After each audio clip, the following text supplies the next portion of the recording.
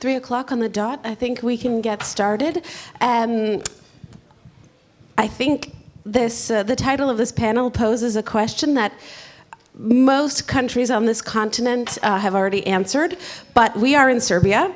So we will be having the panel, Russia, a global outcast or still a desirable partner.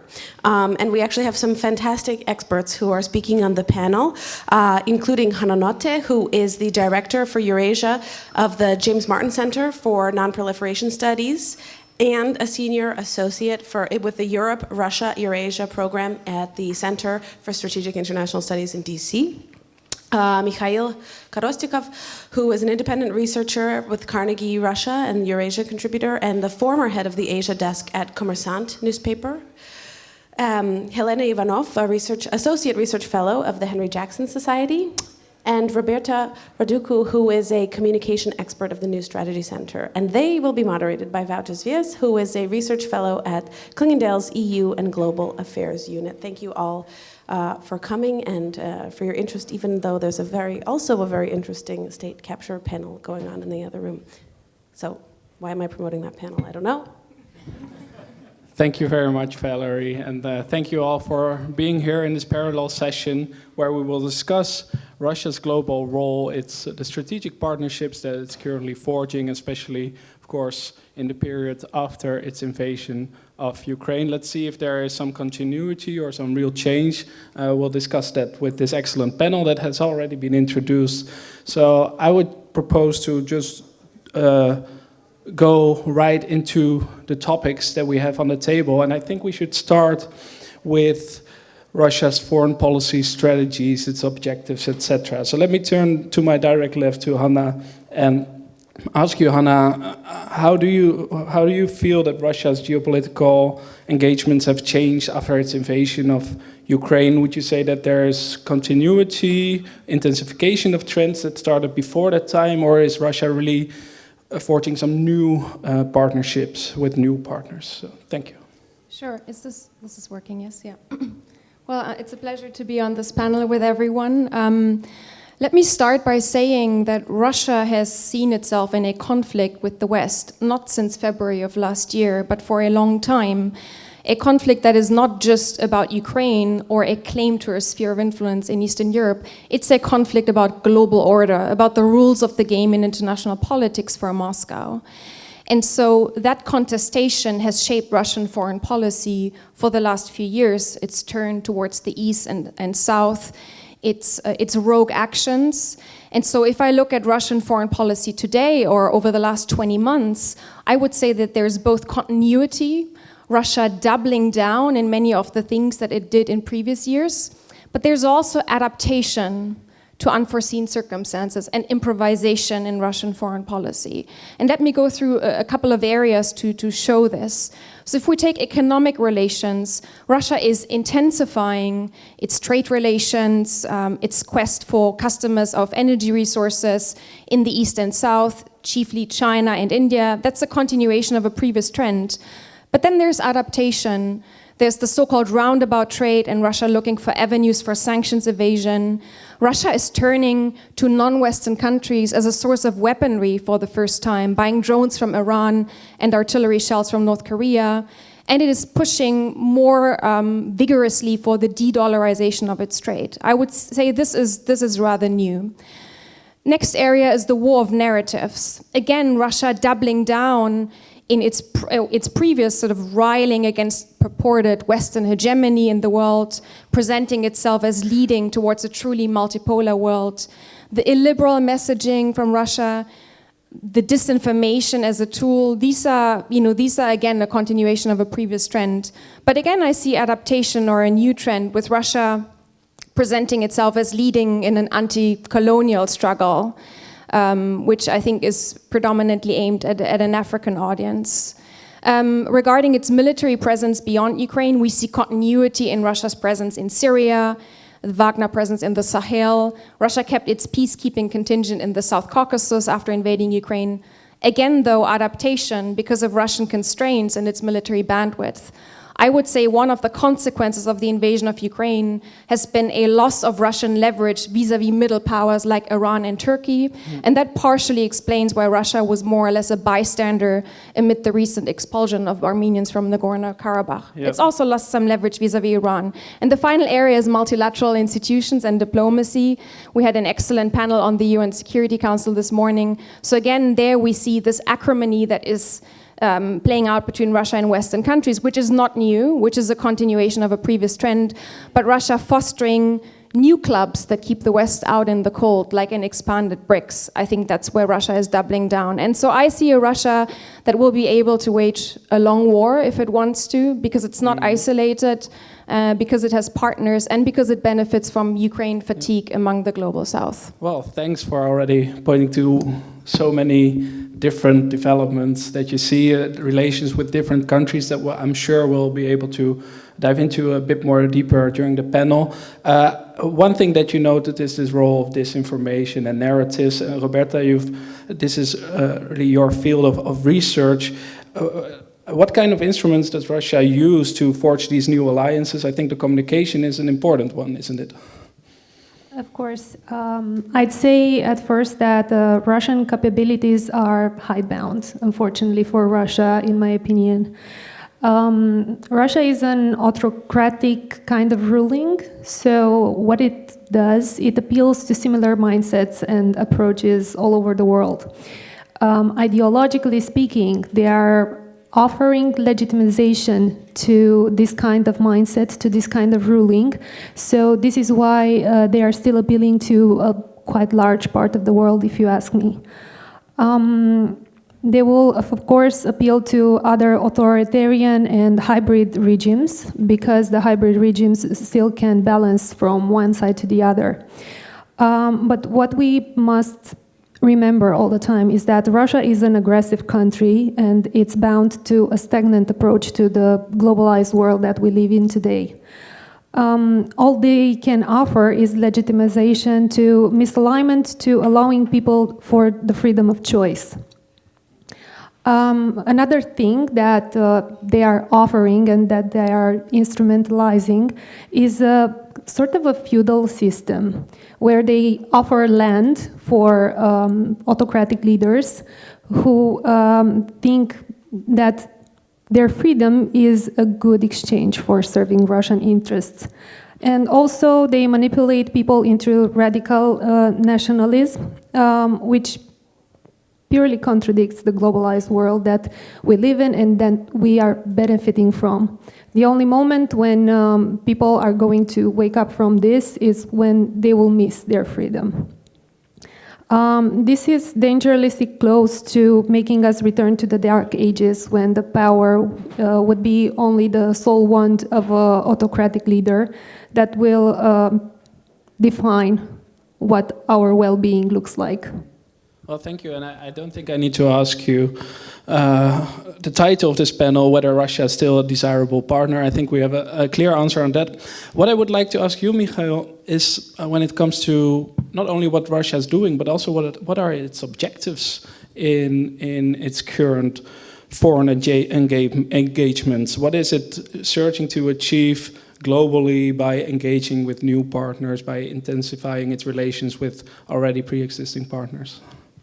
So basically, we can say that since the start of the war, Russian foreign policy has become very fragmented in its objectives. So the narrative was broken down into pieces, and everything is now subjected to the only goal of protracting this war and making it harder for Moscow's opponents to fight against it. So we can say that there are three major policy objectives right now. The first one, and the most important one, is to support Russian economy and Russian military affairs. And Russian leadership basically thinks that it has enough capability to create weaponry, to create ammo, to continue its war on its own. So the foreign policy part of this of Russian authority is instructed with keeping the contacts with as many countries as possible alive, to keep the lifelines, to keep the economic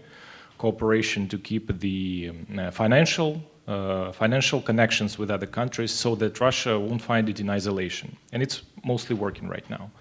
So the second track, the second objective is to try to galvanize the international community, the part of international community that has some anti-Western grievances, mostly developing countries, large developing countries, and direct them towards the same goals as Moscow is pursuing. This objective is mostly failing. Why? Because despite the fact that Moscow has been pretty effective in, I would say, obstructing Western policy in a certain part of the world, despite that fact, Moscow is not suggesting any, I would say, positive agenda. It's just, it's very clear in articulating what it doesn't want to see, unipolarity, US-dominated world, but it cannot formulate what it offers to other countries. And the third objective is to currently to intensify conflicts in different parts of the world, a developing world, in order to distract the United States and Europe from concentrating on one particular conflict, which is the conflict in Ukraine. And we saw a lot of Moscow-supported coups in Africa, and we may probably see it in other parts of the world. I cannot call it a very successful efforts, but they are obviously underway, and I think we will see more of these attempts. So I think it can be boiled down to three of these objectives. Thanks. This narrative about, well, traditional values, etc., is that not something of a sort of Russian positive agenda for how they would like to see the world? Or? I don't think it's a self-sufficient narrative, because there is no traditional values. Is a very vague concept. It's just Moscow says it supports status quo, but in reality it does not support status quo. It supports things that are different from different countries. If, for example, if a certain leader is anti-Moscow, Moscow would support overthrowing this leader, toppling this leader. If the leader is pro-Moscow, it would support status quo. And conservative values are not appealing to the majority of the world community. They're appealing to some autocrats, but it's not obvious that Moscow can gain anything from that. So people are, and I will tell about this in details afterwards, I think. Many autocrats in the world, they are drawing from Moscow's example, but it doesn't mean that they want to join Moscow in their quest. In its quest, they are just want to work independently, drawing from some of the Moscow's experiences. Maybe they're more self-interested than siding with Russia. Let's move first a little bit. Also, now we have a bit of an overview of what Russia's objectives are, what it's doing, what are its strategies. Let's move first to its relations with the West before we dive into other topics. Helena, I wanted to ask you, and you please also comment on what has been said already.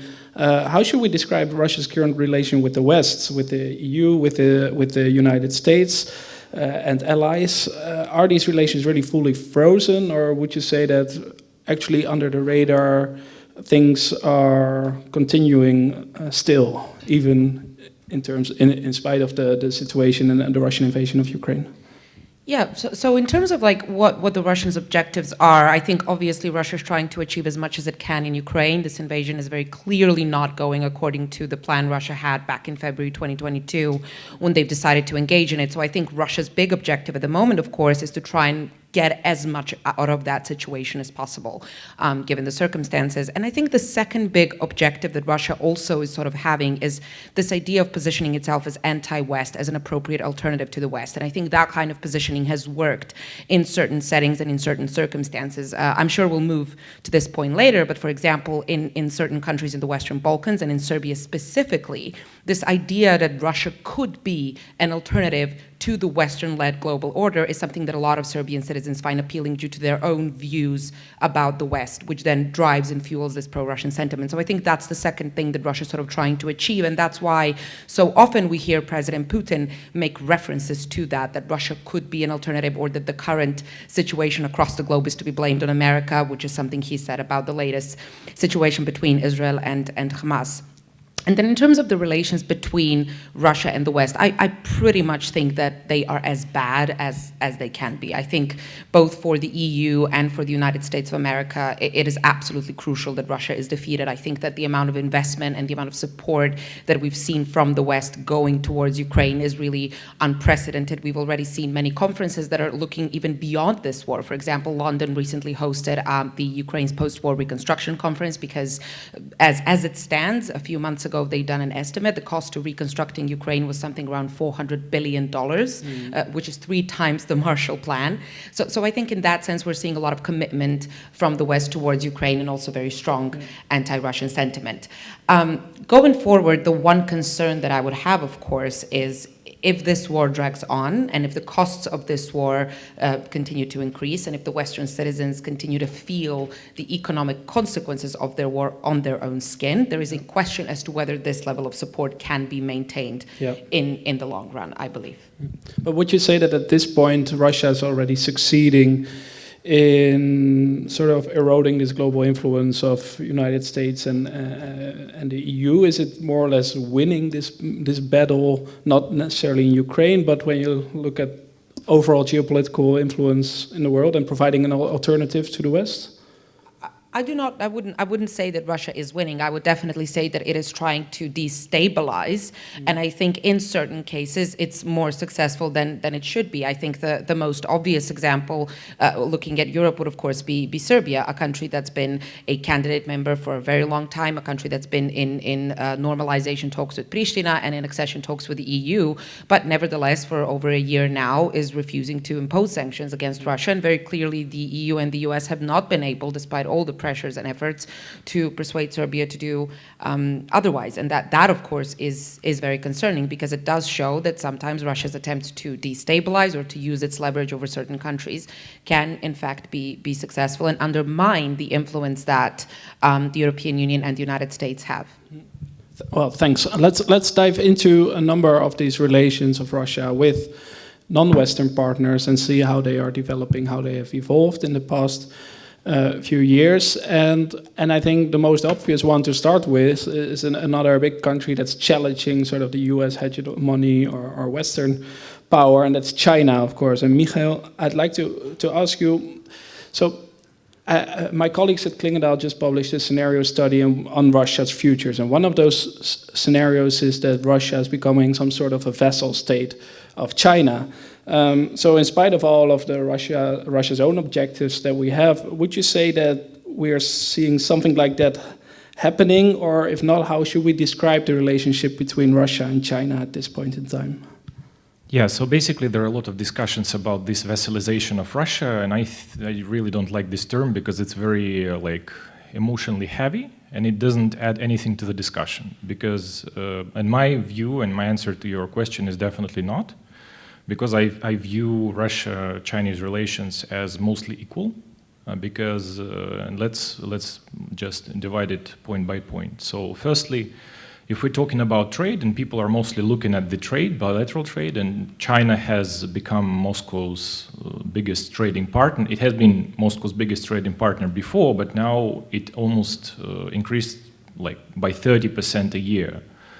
The trade turnover with Russia, and it will increase by 30% more this year. So clearly, right now, over 22% of Russia's total trade turnover is with China.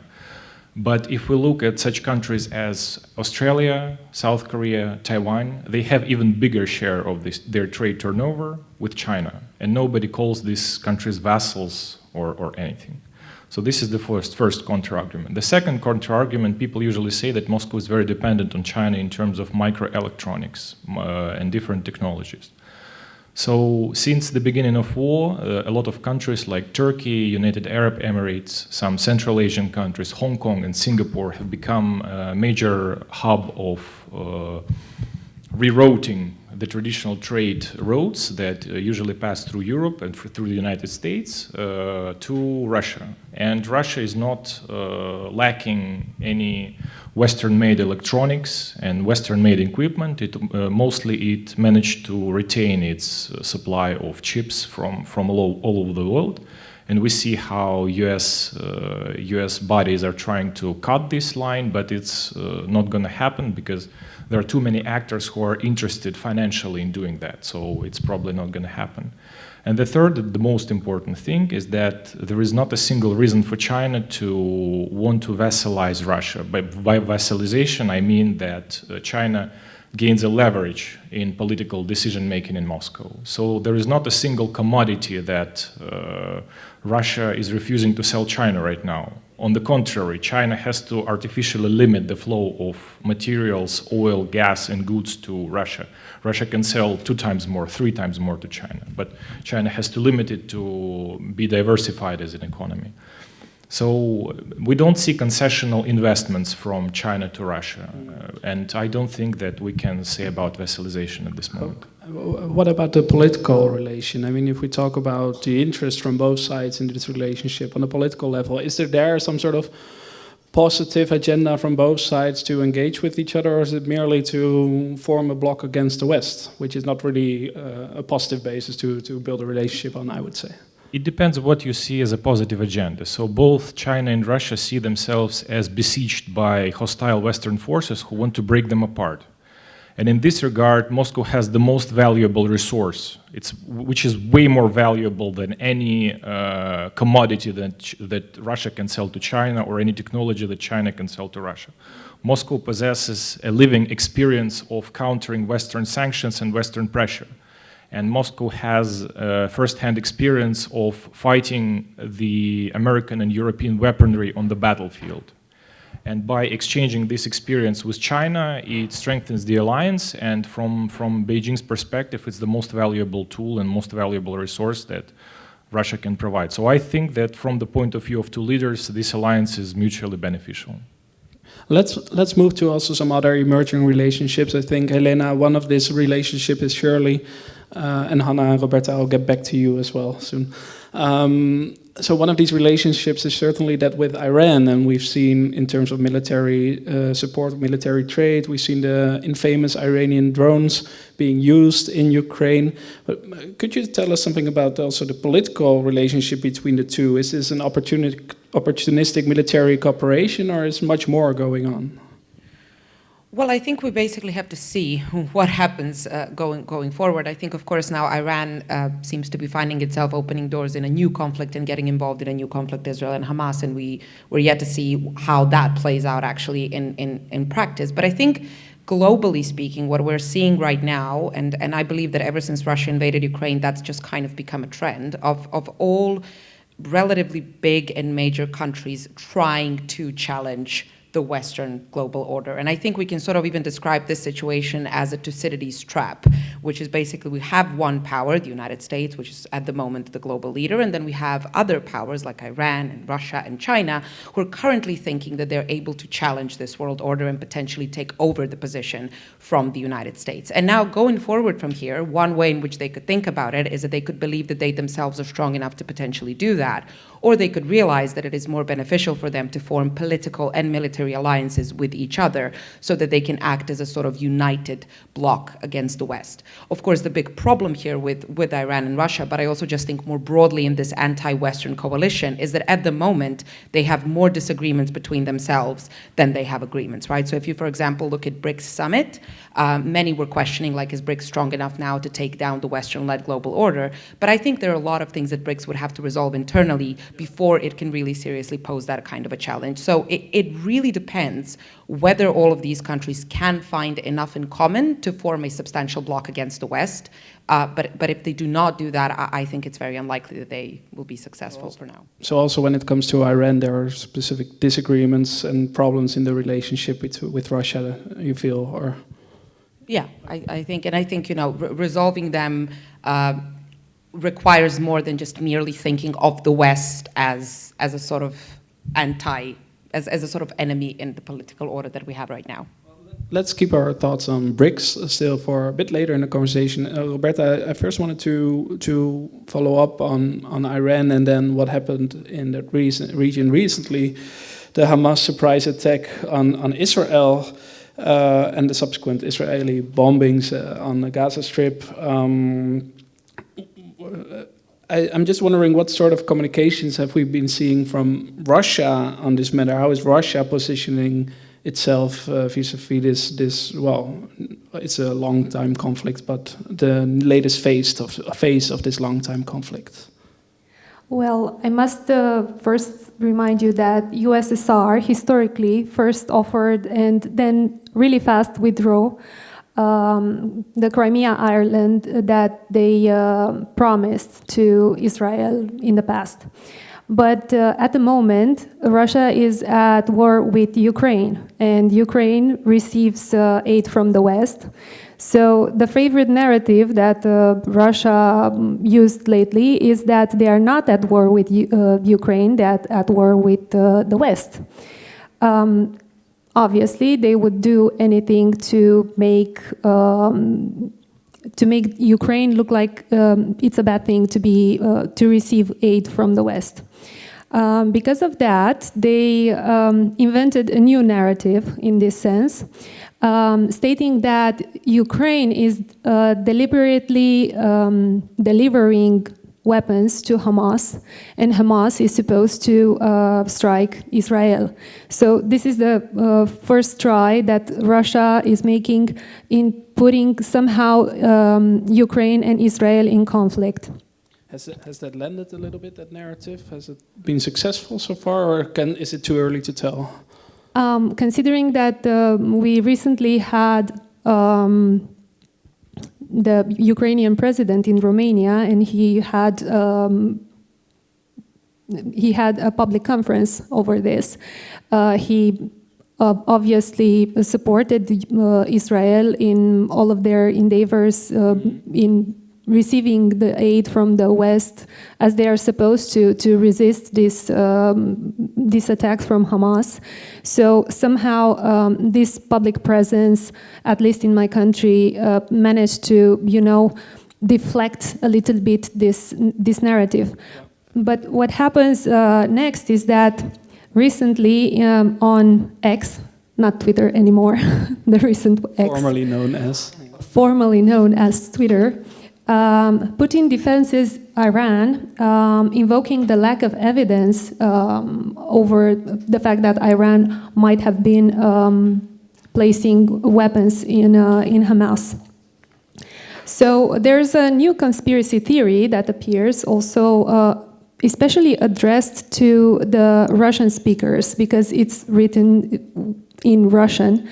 And it's not quite available in the Western part, because here they are not attacking the Western part. They are trying to attack the legitimization of Ukrainian defense over their territories, is that the besieged Ukrainian territories will be the new home of Israeli in case Israel needs, to retreat from that land.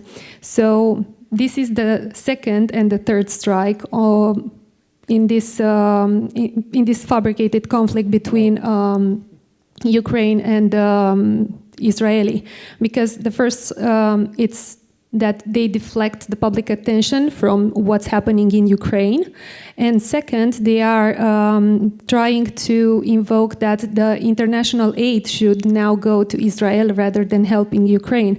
So obviously this only benefits Russia. Thanks, Hanna. Please feel free to also comment on this and whether you feel these Russian narratives or how you see this Russian response to what's happening in Gaza and in Israel at large. But I'd also like to move to Russia's role in Africa a little bit, because I think that's now a little bit less on our radar, but we've seen in the past, year and a half, that basically Russia has really actively tried to forge these anti-Western sentiments, the narratives about the food shortages, that it's sort of the caused by the West. I was just wondering how you see Russia's role in Africa, whether you feel that Russia is really effective also in forging political partnerships on that continent. So, please. Sure. Let me come in quickly just to finish on the Hamas and Israel-Iran situation. it was noted by Helena that there are a lot of disagreements in the Russia-Iran relationship. I think that's true, and there's the historical mistrust. But the biggest thing here is, I think, that notwithstanding the qualitative change in Russia-Iran relations, which has absolutely happened, Russia doesn't want to go all in with Iran in the region. It values its ties to Israel and to the Arab states. And so I think, I don't believe that Russia sort of instigated this Hamas attack or was behind it. I don't think that there's credible evidence. I think Russia will benefit from the situation depending on how it plays out. If there's a limited war, instability, yes, it'll deflect attention away from NATO's eastern flank, it'll suck in US resources. I think that is welcome from Moscow's point of view. But if this drifts into a broader conflagration, destabilizing Lebanon, taking with it Syria, I'm not so sure anymore, because Russia has air and naval bases in Syria, which underpin its power projection into the Eastern Mediterranean and actually all the way into Africa, coming to Africa. And Russia doesn't have the military bandwidth right now to deal with a larger conflagration in the Middle East. So that's just sort of my 2 cents on that situation. It already didn't manage to do something in Nagorno-Karabakh. Right. Exactly. Regarding Africa, I think Russia is really stepping up its focus on Africa. Since February of last year, we had the second Russia-Africa summit in St. Petersburg earlier this summer. Lavrov toured the continent, and I think they see an area of opportunity here, given the demographics of the continent, given economic resources. They know very well how to tap into grievances in Africa with Europe's colonial past. I mentioned this new anti-colonial narrative that is coming out of the Russian MFA. I just wrote down a quote here. When Maria Zakharova, the spokeswoman of the Russian MFA, addressed an African audience at the Russia-Africa summit, she said, quote unquote, "Russian men give their lives at the front in Ukraine so that the people from the African continent can be free." That is how they are portraying what they're doing in Ukraine to Africa. There's another element here with Africa. If you think about it, Russia has relatively few global pressure points that it can leverage in this confrontation over Ukraine. There's the fear of nuclear escalation, which Russia can stoke, and that resonates globally. And then there's food supplies. And of course, African countries are particularly vulnerable to volatility in food prices and to shortages. And I think it's absolutely no coincidence that just shortly after Russia withdrew from the Black Sea Grain Initiative in July, Putin offered grain for free to several African countries at the Russia-Africa summit. This is clearly about ingratiating Russia with countries in Africa. I think they also see potential arms market there. So there was a recent army forum in Moscow, and they aggressively advertised Russian drones to African customers, like cheaper drones, because Russia, of course, is losing somewhat its position in the market as a global arms exporter. And then you have Wagner, I suppose, which from what I'm seeing is not going anywhere. The MOD, the Russian MOD, already took steps in the period between Yevgeny Prigozhin's mutiny and his killing 2 months later to dispatch officials to these various countries where Africa is present in the coup belt of the Sahel in order to take control over those operations and take Wagner operatives on a tighter leash. And my estimation is that Wagner, in whatever incarnation, in a more sort of official or nationalized form, is not going anywhere. I think we should rather be asking the question where they might appear in terms of additional theaters on the African continent. Yeah. And they're still then labeled as Wagner, or they're being incorporated more and more into Russian military, or? Well, that's exactly in motion right now. So what you had is Defense Ministry going to the Central African Republic, Mali, Burkina, Sudan, Libya, having lots of talks right now, I think, to sort of officialize that presence. I find it really hard to predict how this is exactly going to shake out. I think it also will depend somewhat from country to country. But a lot of these countries, if you look at Burkina or Mali, they've said from the beginning, we are dealing with the Russian state. They don't say we deal with Wagner. Russia is our partner. So I don't think they'll be against a sort of more official partnership. The bigger question I have is, the Russian MOD and the GRU, they're quite thinly stretched. They have their hands full with Ukraine. So if they have to come in to sort of take over the reins of what Wagner leadership did previously, do they have the bandwidth? Do they have the local relationships to do it as effectively as Prigozhin and the likes of him were able to do? So I think, but that's a space to watch. And just one question on this anti-colonial narrative. Do leaders in Africa actually buy that? I mean, Russia doesn't have a clean history itself. I mean, ask the people in the Baltic states or in what is called, Russia itself is calling its near abroad. And I guess that the narrative doesn't really hold, right? Sure, but I'm quite frankly, I'm not sure if you speak with interlocutors from Africa and you come with that argument, how much so they will care about that. I mean, I have a very sort of limited data set. I can just sort of talk anecdotally to conversations with diplomats from Africa, and I think an anti-Western feeling and hence a pro-Russian feeling is quite strong among certain constituencies. I mean, Africa is not a monolith. Let's not forget about that either. But I think, it's not that if I look sort of actually across the global South, it's not that a lot of countries or many people are necessarily pro-Russian. It is the anti-Westernism that explains affinities of people. It's the fact that Russia is not the West. And it's different things that people put into the anti-Westernism. I'll give you one very interesting example. I had this discussion with an Egyptian diplomat a few weeks ago at a conference.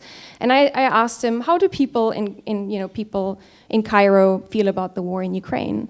And he answers, well, they're for Russia, they're not, because they're not against the United States. I mean, it's the United States that's fighting Russia in Ukraine. It's not Ukraine that's fighting Russia. And I asked why. And he looks at me and he says, Israel-Palestine. And I say, what does that have to do with the war in Ukraine? And he says, well, the West is seen as supporting Israel. Russia is seen as supporting the Palestinians. That's why we are supportive of Russia in the war in Ukraine.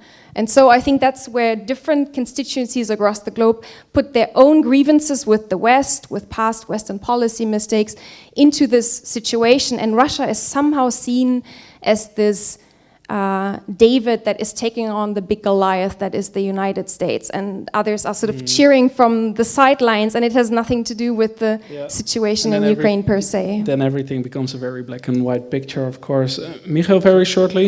Yeah, sure. Just wanted to double down on what Hanna said, that basically there is a very good saying that Russia in this conflict doesn't have allies, it has a lot of fans. So the people who are cheering, people who are applauding, but not ready to jump into the brawl on the Russian side. Yeah. But the thing is that it is obvious that more and more countries perceive this struggle as the West against the rest, and Russia being the leader of the rest. And this is a very good question, how West managed to, how did we get here? Yeah. Why we came to the point when the whole world so much grown out of this Western infrastructure that we now have to deal with the situation that non-Western countries like Indonesia, like India, especially India, because I've been to a couple of Indian forums recently, and anti-Western sentiment there is beyond everything I have expected and I've ever experienced. And they're looking at Russia just not because it's Russia, because it's suggesting any attractive economic or political model, but because they're looking for anything in this world to contradict the United States and the West in general, including the European Union. Well, thanks a lot, and let's move a bit indeed to this club of fans, or maybe it's a coalition after all, because I mean, one coalition that we see clearly emerging is the BRICS bloc that you already touched upon, Helena. Could you say a bit more about, what role Russia plays in that group, first of all, but also what we can expect from it in the years to come, and what I find really. Yeah, what I find striking is that in this bloc there are a number of countries and also some new countries that have now been offered membership, which are not necessarily on good terms with each other. So, any thoughts on that, please? Of course, and just to add to the point that Hanna started with, like fans, who root for Russia. Of course, one of the countries that has a very clear Russia stands anti-West, and subsequently we root for Russia no matter what Russia does, is the country where we sit right now. As part of the research that I've done for my think tank, we've done polling on a representative sample in Serbia. 1% of this country believes that America should be the foreign policy partner of Serbia. Contrast that with 53% who say Russia should be Serbia's key foreign policy partner. And I think when we've delved deeper into why this sentiment is existing, you will find that a lot of this has to do with the legacy of the 1999 bombing of Yugoslavia, that this has a lot to do with Western positioning towards Kosovo vis-a-vis Russia's positioning of Kosovo. So I think in a lot of these countries, we will find lots of inconsistencies, but if you dig deeper, you will see that their sentiment towards the West has much more to do with their attitude towards Russia than any genuine infatuation with Putin or with Russian regime. And would Serbia want to join the BRICS at some point? There have been mentions about that. Whether this is actually going to happen, whether people would think about it, remains to be seen. What was really worrying and shocking from the data was that for the first time, more people were against joining the European Union than in favor, because one of the questions that we've asked was, if the referendum was held tomorrow, how would you vote? And over 50% would vote against. And again, we've asked them, like, why do you think the relations have deteriorated with the EU? Of course, the two key things were the NATO bombing in 1999 and also the view towards Kosovo. But turning towards BRICS, of course, Russia is one of the key BRICS members. It was a bit odd for BRICS this year, the fact that Putin was not able to attend because he would have to be arrested. With a little computer screen, like on the stage, with only his, that was interesting. And of course, BRICS is in a way a coalition of countries that would love to see the Western-led global order come to its end, and they would love to assume leading this newly established world order. But the problem is that even the countries that are in the BRICS right now, excluding the countries that are about to join, they themselves can't agree on so many different things, from environment and climate change and what needs to be done about that. But also, of course, if we look at the latest summit, so many disagreements about the expansion. Do they expand? How do they expand? What criteria do they have? In the end, they've reached some agreement, which of course is a step forward from the BRICS point of view. But I think those disagreements are really illustrative that the relationship between the BRICS countries themselves are not as functioning, nor as strong, nor are they as stable allies as, for example, the EU member states would be, or the EU and the UK and the US are, right? And I think, of course, with the new countries joining in, the problem just becomes bigger, because we have more countries that don't necessarily agree with each other, that don't necessarily share the same values. And of course, that just puts a huge question mark above the whole BRICS thing as to whether they can really be the alternative that they want themselves to be. So if I listen to you carefully, you're not expecting much of the BRICS in the years to come, or am I now making conclusions too fast? Well, I think that if BRICS remains the way it is right now, we shouldn't expect too much. However, there is a question as to whether BRICS wants to become more relevant sufficiently that they want to work really hard to overcome the disagreements that they have. And I think the worst thing that the West could do right now is be complacent about it and just assume, oh, well, they disagree about so many things, so this alliance really doesn't have any potential. And to be fair, I think throughout the last few decades that there has been a lot of complacency in the West. I think the way in which relations with Russia were managed up until February 2022 was extremely complacent, and that's why a lot of countries right now basically have to reinvent their energy systems so that their citizens can keep their homes. I think that there is also a lot of complacency with China, although I understand it. It's very hard to cut off relations with China. It's very hard to find relations that are strategically good but also not complacent. So yes, I think we shouldn't be overly worried about BRICS, but we definitely shouldn't exclude the possibility that they could overcome the challenges and the disagreements that they currently have. Maybe a very short last question on BRICS, and maybe you can also have a short reply, so we can also move to other topics still in the time that we have left. But would you say that there is much of a competition between the BRICS countries on who can lead the bloc? I mean, there's not, maybe China sees itself as the natural leader, but I guess that maybe Russia has such ambitions as well. Oh, absolutely. I think that's going to be one of the bigger ones. Like, will there be one single leader who in the end makes the cut? I think China would love to be that. Russia would also love to be that. I think India would love to be that as well. So yeah, I think that's just another challenge in the pile of different challenges that BRICS is probably going to face in the future.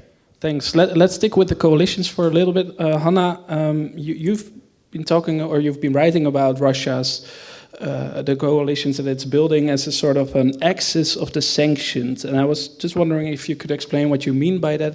Also, to what extent it actually overlaps with the BRICS as a sort of an anti-Western bloc. Yeah, thanks. So in the essay I published in Foreign Affairs last week on the axis of the sanction, my starting point was to say that Russia has really increased its defense cooperation with a host of countries across the globe that are hostile to the West, from Iran to North Korea, from Mali to Myanmar, and that has several implications. The first, I argue, is that in the aggregate, the military support that Russia is getting from those countries, drones from Iran, ammunition from North Korea, buying back weapon components from Myanmar, will matter in the aggregate on the battlefield in Ukraine if this is a long war of attrition. I mean, Iran is helping Russia build a drone factory in Tatarstan to ensure a steady supply of combat drones. But Russia, of course, is also giving these countries something in return. There's a concern about Russia after Kim Jong-un's visit supporting North Korea's submarine and space program. There's concern over Russia enabling Iran's missile program. And I also say, and this builds on the point that you made earlier, it's not just about mutual material support. There's also the question of knowledge transfer, of sort of new ecosystems emerging where you share insights about sanctions evasion techniques or the adaptation of dual-use goods. So that will have knock-on effects. There's the question about synergies. China is also cooperating with many of those countries in this axis, and you have sort of three-way cooperation or four-way cooperation emerging among these countries. And I think one of the consequences here is that Russia's intensified cooperation with Iran and North Korea is emboldening both of those countries, potentially enhancing their risk appetite, and hence enhancing the risk of military conflict on the Korean Peninsula and in the Middle East, at a time when the West is still very much focused on Ukraine and the United States wants to deter China over Taiwan. So you have these sort of potentially multiplying hotbeds of tension, and we could sort of debate whether what we're seeing now in Israel with Hamas is already a manifestation of that.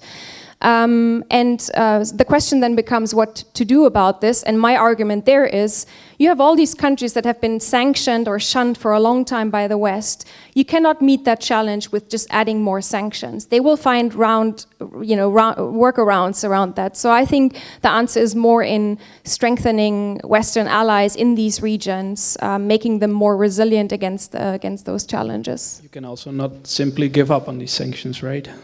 Well, no, I wouldn't make an argument for giving up on sanctions. I would just make an argument for having a healthy and realistic expectations of how much the sanctions can do, and continuously having to sort of adapt them, because the others adapt as well. Mikhail, if you take all of this together, are we now moving to a world where we had one hegemonic power, the United States, to a world with two major political blocs? Is it too much of a simplification still? And also, maybe since we also shortly mentioned Korea, very shortly also from your side, the visit of Kim Jong-un to Russia, was there anything significant in that? It was quite the news. Yeah, starting from the North Korean issue, I think that everything associated with North Korea is just a theater, mostly, because definitely North Korea still produces a lot of ammo, a lot of ammunition that can be used by Russia on the battlefield. But I don't think that it can seriously affect relations between two countries, because Russia is still trying to make an impression that it upholds United Nations sanctions against North Korea. And it was made clear a couple of times by Russian foreign minister, and it's not yet clear what's going on between them, but I don't think it will affect much. But in general, it was made only to irritate the West and show that Russia has the capabilities. And as far as I understand, the country that is most worried about that is the South Korea, not the United States or anybody else. So to my mind, from my perspective, it's a relatively minor issue. But returning back to your main question about the multipolarity, I don't think bipolarity. I think that the world that we're seeing right now is not the bipolar world, but I would rather say a multipolar world, or I would rather say non-polar world. Because the United States is clearly no longer capable of policing the world as a whole and providing enough deterrence to prevent any country, any major country, from exercising its policy, which is not liked by the United States and the West in general. So they cannot stop Iran effectively, they cannot stop Russia effectively, they cannot stop China effectively, and this example will be followed by many countries in the future, I believe.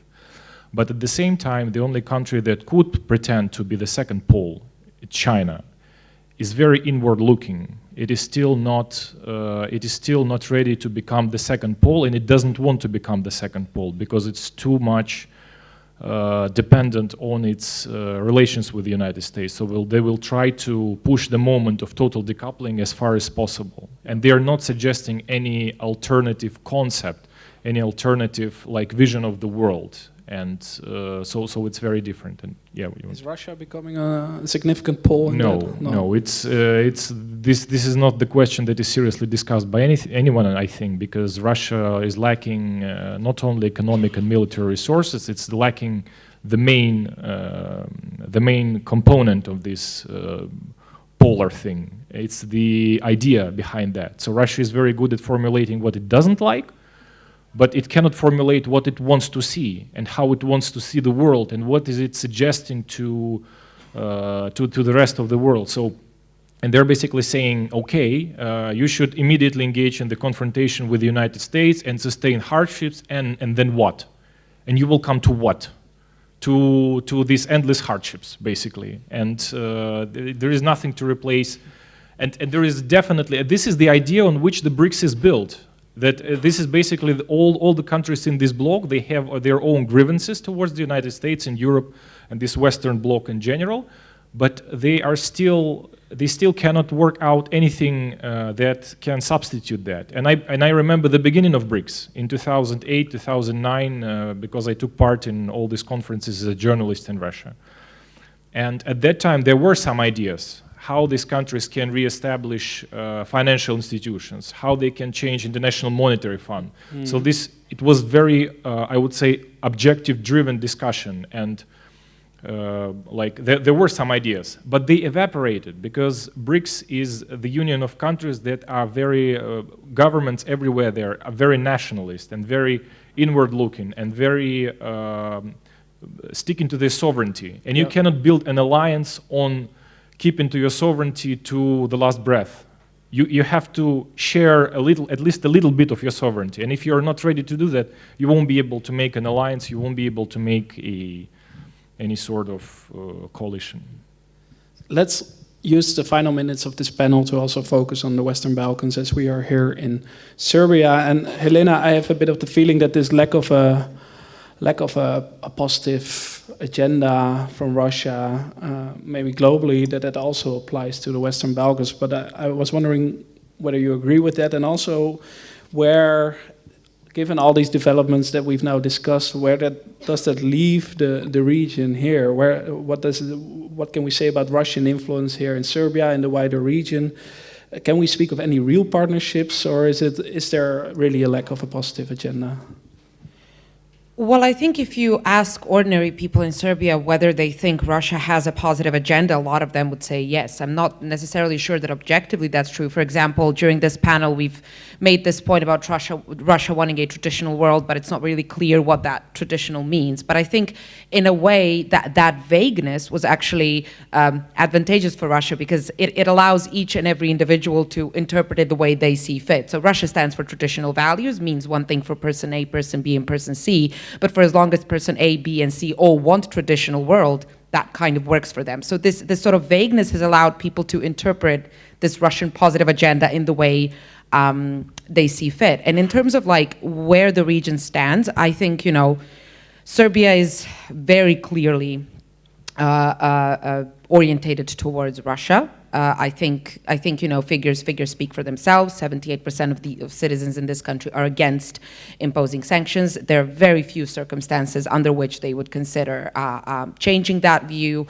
Obviously, Russia's stance towards Kosovo is something that only further fuels this pro-Russian sentiment. Russia has not recognized Kosovo as independent, and whenever we see any round of escalations between Kosovo and Serbia, Russia is always one of the first to speak in favor of Serbia's position. That is obviously disseminated in the Serbian local press immediately, so a lot of people are aware of that. I think the fact that Serbia hasn't imposed sanctions against Russia also means that Russian media outlets continue to operate here. So Russia Today works in Belgrade, Sputnik also operates from Belgrade, which means that people have access to Russian propaganda.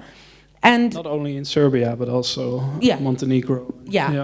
And I think that, but I think what's problematic, of course, is that Serbia has a lot of influence in what happens in Montenegro, has a lot of influence in what happens in Bosnia, has a lot of influence in what happens in Kosovo. So what I would say is that Russia is sort of really trying to keep this alliance with Serbia because it knows that for as long as it can do that, for as long as it can have a friend in Belgrade, it has the ability to exercise leverage across this region, which at the moment is doing. And it's making it really difficult then for this region to really move towards the EU. And I think finally what makes this even more complicated and difficult is that a lot of people are really wondering whether the EU has an appetite to expand. You know, we did hear Ursula von der Leyen say that Ukraine and Moldova's and Western Balkans future is in Europe and 2030 is the new date that's being mentioned. But I'm going to be really honest, and I remember vividly in my memory that 2007 was the date mentioned for some of the countries of the Western Balkan joining the EU, which to date, and it's 2023, has not happened. And for as long as these talks drag on and Russia keeps on playing this game that it plays in the region, I think that will make it that makes for a very complicated and complex picture in the Western Balkans. So turning to you, Roberta, for a final question from my side. So Russia is trying to hold on to this sort of alliance with Serbia. On the other hand, I would argue Russia is also a malign actor here in the region, engaging in these disinformation campaigns, engaging in well, all sorts of actions. We've seen cyber attacks in Montenegro and these kind of things. Maybe it's not always possible to directly link them to Russia, but we've seen them coming from the Russian side at least. So basically my final question to you would be, like, do you feel that that's also recognized here in the region, that, okay, Russia is posing as a partner, but there's also a different side to that, which is much more malign and much more negative?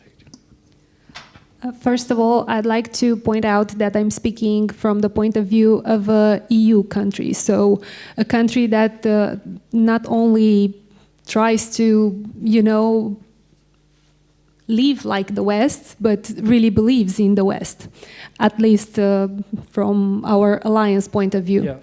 So what I'm trying to say here is that Russia imposes as a partner through this disinformation warfare that it conducts in this region. So the fact that they engage with the countries in this region in disinformation warfare is not trying to make enemies, is actually trying to force friendships.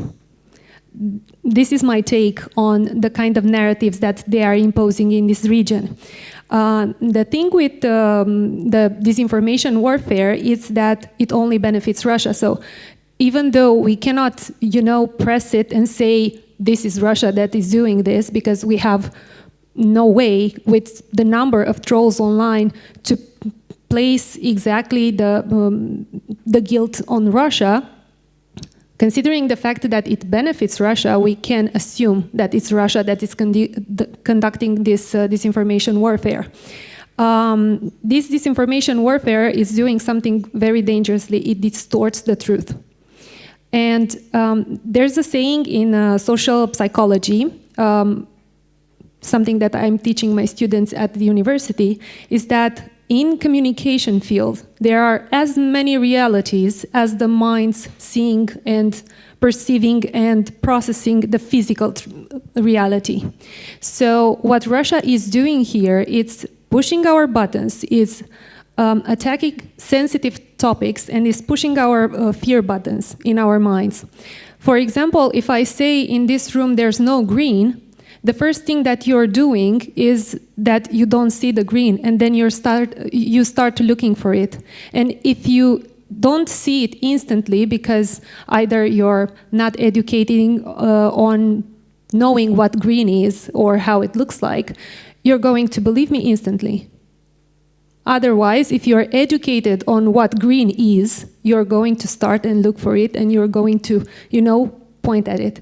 This is what Russia learned how to do, to push those buttons, to say there's no green, and they're somehow even covering what green is. So this is how they are manipulating our minds. Of course, the only weapon that we have is education. And I can go on for hours on this topic because, I'm a professor. So I'm going to go back a little bit to the disinformation warfare that we are all seeing happening. Please. The disinformation warfare has solely one point: to destabilize democracy. Why? Because it's going to mean that it's going to weaken the support for Ukraine. The Ukraine right now, the Ukrainian war, and what Ukrainians are doing is a symbol for freedom of choice. A freedom to choose our kind of leadership, the freedom to choose who we ally with, the freedom to choose what opportunities we are giving our people. And allying with Russia right now, a country that leads an unprovoked, violent war against another country, a country who disinforms, means forgetting and forgiving the crimes and the murders that happened there. So it's gonna be a lunacy to believe that Russia, it can assure you freedom, safety, or liberty of choice. So I'm not saying what the West is doing is perfect, but at least we have the freedom to strive for better. Well, thank you very much. I wanted to give the panelists like one sentence each for sort of a concluding thought, maybe two, or a very long sentence, but keep it really short. One final thought, something we haven't touched upon, something you would like to conclude from this conversation. Hanna, please. Yeah, I'll say what my main concern is. My main concern is that Russia doesn't need to put forward a positive vision for the rest of the world. It just needs to cultivate Ukraine fatigue in the global south, which it's doing. It needs to cultivate new partnerships. It needs to not be isolated, and it will be able to stay, I think, afloat in this war of attrition that we're seeing. Thanks. First moving to Helena. So I'm going to make a comment about the Western Balkans because that's where I come from. I think Russia's and China's influence keeps on growing here, and I would like to ask, however you want to put it, the Western countries to invest as much as they can for this region, not to turn its back on the West towards Russia and China. That might be a long way and a difficult path, but I think it's really important to keep the Western Balkans aligned with the West and to see the Western Balkans really join the European Union sooner rather than later. Thank you. Mikhail. Surprisingly, I will also like to speak about the Western Balkans more, because just to comment on what you said, I'm living here for a year and a half already, and speaking to many analysts and researchers and some of the politicians here, I didn't have a feeling that Serbian leadership is as pro-Russian as your poll suggests. Maybe the general sentiment within the public is like that, but if we look at where the investments come from, who Serbia trades with, where Serbians go looking for jobs, where Serbians want to retire, where Serbians send their children, we clearly see that this is 100% European country with a pro-European orientation. That if we look at the real connections, not the verbal sympathies towards Russia, if you look at the real connections, we will see that there is almost no connections with Russia. And the influence of Russia today and all other like Russian-sponsored media here is almost non-existent. And all the Western media. In the end of sure. Yeah. Wrapping up. And I believe that the reason why there are so much sentiment, anti-European sentiment, when you're polling people on the street, is the inability of European Union to successfully integrate Serbia. I think it's failure on this front mostly. And if this policy would be more successful, if European Union would be more successful in that, then this sentiment would go down and Serbia would align in polls with the reality on the ground. Thanks. Roberta, final thought is for you. Last but not least, I'd go back on the fact that what the Western countries are proposing is not the perfect world, but at least is the free world. And going back to the narratives and to the disinformation campaign, I think it's really important to strive for education in this sense and in these regards everywhere, to strive to put as much information, as much as accurate information and there's possible to do, and to translate that information to all categories of people. Because most of the times we tend to live in a bubble and to believe that everything that we say here in this environment is something that is common sense. And of course it's common sense, but for us. Sometimes our politicians even need more education in this sense, because our politicians are the voice of our people, you know? And educating politicians means also educating our people into seeing and just opening their eyes on what's there and what are the possibilities that these two sides offer. Thank you very much. With that ambition, I'd like to close this panel. Thank you all for being here, and please join me in thanking our panelists.